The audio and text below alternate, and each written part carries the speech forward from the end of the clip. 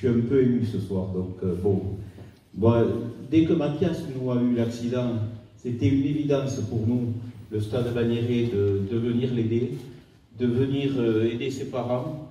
On a essayé d'être présent assez souvent, on a essayé de faire une cagnotte. On essayera toujours de participer à quelques actions qui se passera. Nous, en tout cas, c'est quelqu'un qui, moi je pourrais aller le voir assez régulièrement, qui apporte une certaine joie de vivre, qui est solaire et qui donne des leçons un peu à tout le monde. Parce que tout le monde se plaît pour un oui ou pour un non. La société actuelle, c'est pas trop brillant.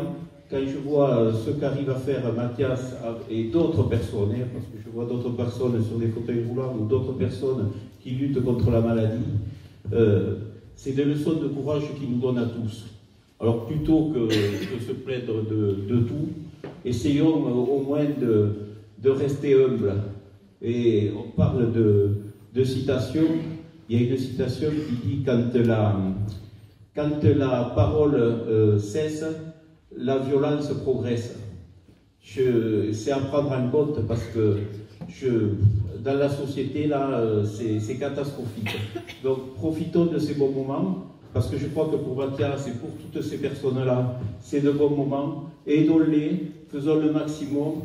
Et en tout cas, profitez bien de votre soirée. Merci Mathias de tout ce que tu apportes. Merci Fabienne et Jérôme. Et félicitations à tous ceux qui s'engagent pour eux.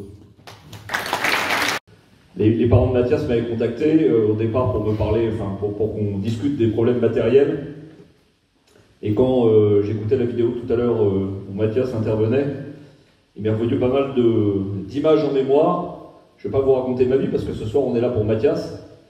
Mais son vœu c'était d'être militaire, je l'ai été. J'ai servi dans une unité bien particulière où j'ai rencontré, où j'ai été confronté à des dizaines, des centaines de Mathias tout au long de ma carrière professionnelle.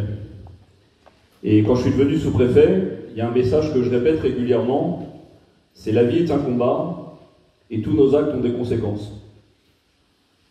Tous nos actes ont des conséquences. Et une fois qu'on a posé un acte et qu'il a eu des conséquences pour un autre, c'est irréversible.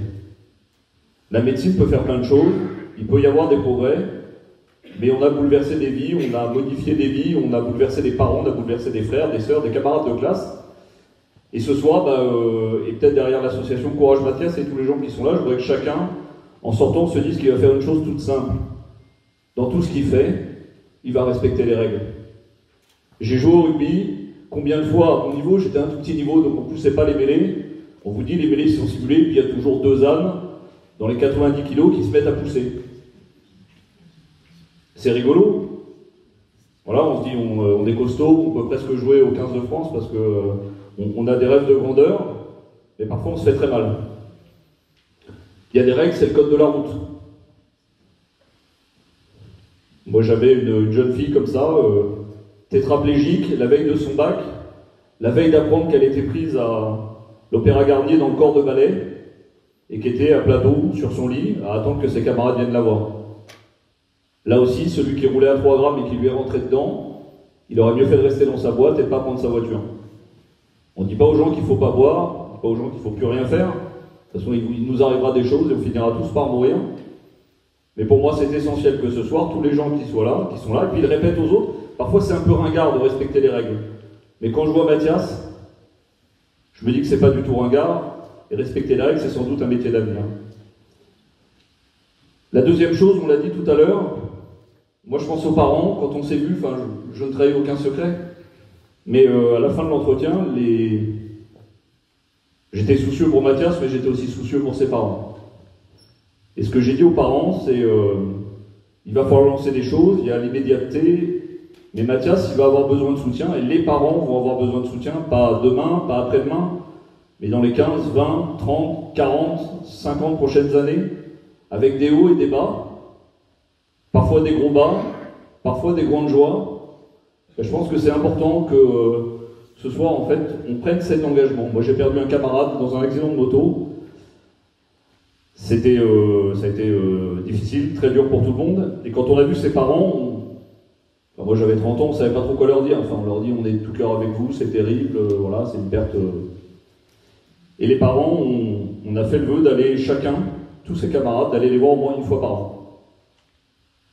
Ils vivent dans le Jura, dans un tout petit village, et ils nous disent voilà, nous on a perdu un fils, mais tous les ans, on a 50 fils qui viennent nous voir, et ce qui fait qu'on ne vit pas comme des cons au milieu de notre village. On n'est pas abandonnés, il y a des gens qui viennent nous voir. Donc c'est ça, derrière l'association Courage Mathias, c'est ça aussi, c'est de soutenir ce soir, demain et après-demain. Puis je crois, Mathias, je voulais te remercier parce qu'en fait, par ton courage à toi, tu es un véritable témoin et je pense que ton témoignage, il va donner envie à plein de gens à se dire que même quand c'est terrible, même quand on a des baisses de morale, ben en se secouant et en se secouant dans la tête, on est capable d'avancer. Merci beaucoup. Voilà, courage Mathias et courage à tous ceux qui sont comme toi. Merci beaucoup.